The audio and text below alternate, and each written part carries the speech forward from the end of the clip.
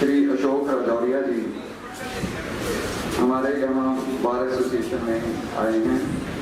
हम इनका स्वागत करते हैं और हम ये अपेक्षा करते हैं कि आज हमें जीने का एक नया माध्यम सिखा के जाए।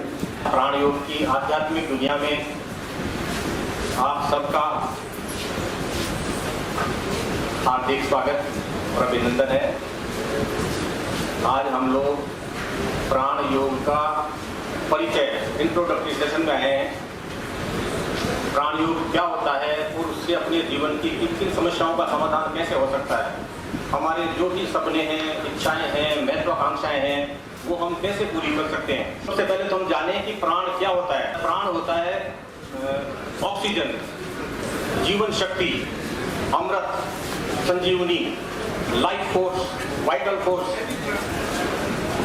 जब वायु आकाश में चलती है, मानो उसको बोलते हैं, जब हवा आकाश में चलती है उसको वायु बोलते हैं, वायु। लेकिन वही वायु जब सांस के द्वारा हमारे अंदर चल जाती है, शरीर के अंदर जाती है, तब वो बन जाती है प्राण शक्ति, क्योंकि उसी ऑक्सीजन से हमारा जीवन चलता है। अब अपने शरीर में जितनी भी बीमारियां पैदा होती है उसका मूल कारण क्या है, आधारभूत मूल कारण क्या है? वो है अपने शरीर में प्राण शक्ति की कमी हो जाना, ऑक्सीजन की कमी हो जाना। अच्छा, अपने परमात्मा ने अपने शरीर को कितने सालों के लिए बनाया आप लोग जानते हैं ना? कम से कम 100 साल के लिए परमात्मा ने अपना शरीर बना के भेजा धरती पर। कम से कम है तो मिनिमम, मैक्सिमम तो 150, 200। जैसे हमने रिसर्च की भाई शतायु लोग कहाँ हैं, तो फिर रिसर्च करने के दौरान हमने पाया कि सबसे ज्यादा शतायु लोग 100 साल तक जीने वाले लोग हैं जापान में, चाइना में और साइबेरिया में। तो उसका क्या कारण, हमने रिसर्च की भाई क्या कारण वहाँ शतायु लोग क्यों होते हैं? तो हमने खोजा कि वहाँ सबसे ज्यादा ऑक्सीजन होती है और उनका तनाव मुक्त जीवन होता है, टेंशन फ्री लाइफ होती है उनकी। तो प्राण, तो ये हमने प्राण समझ लिया। प्राण होता है वायुमंडल में जो आकाश में जो भी हवा घूम रही है, ऑक्सीजन घूम रही है, वो आप सांस के साथ लेते हैं। ये हो गया प्राण। योग क्या होता है? योग का शब्दार्थ है जोड़ना। अब जोड़ना किस चीज को?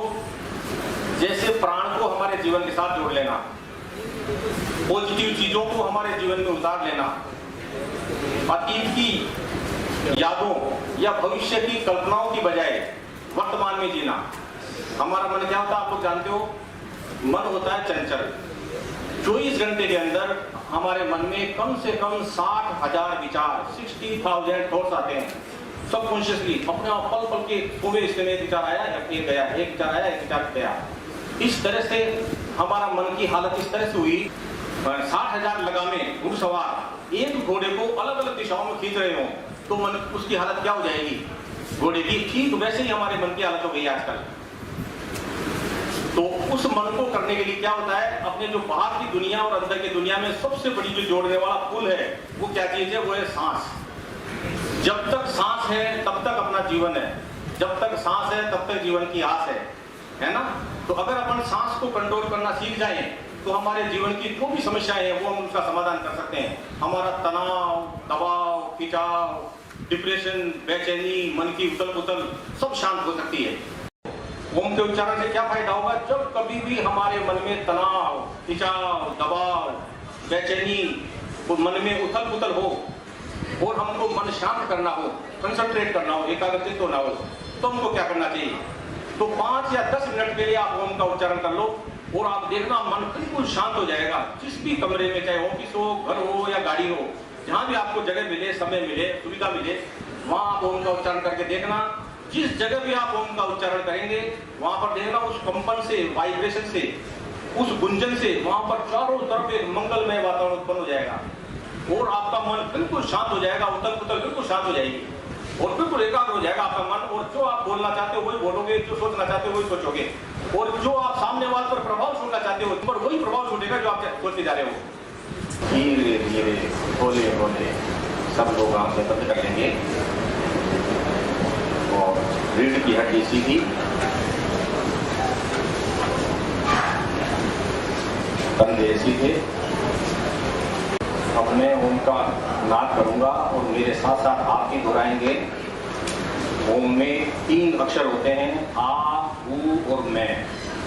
और जैसे कल्पना करें कि एक सांस में अगर हमारी 30 सेकंड तक बोलने की कैपेसिटी है स्टेमिना है तो हम लोग 10 सेकंड आ बोलेंगे, 10 सेकंड ऊ बोलेंगे और नेक्स्ट 10 सेकंड मैं बोलेंगे। जैसे मैं करके दिखाता हूँ। अगर हमारी 60 सेकंड की कैपेसिटी तो 20 सेकंड आ, 20 सेकंड ऊ और 20 सेकंड मैं, यानी तीनों अक्षरों को बराबर बराबर समय तक बोलना है। ऐसा क्यों? क्योंकि आ का जब हम उच्चारण करेंगे तो उससे हमारे नाभि क्षेत्र में कंपन पैदा होगा, और ऊ का उच्चारण करेंगे तो हृदय क्षेत्र में होगा, और मैं का करेंगे तो हमारे आज्ञा चक्र पे या सहस्त्रार चक्र पे यानी मस्तिष्क में कंपन और गुंजन होगा। तो शुरू करते हैं। पहले मैं बोलता हूँ, उसके बाद आप लोग दोहराना।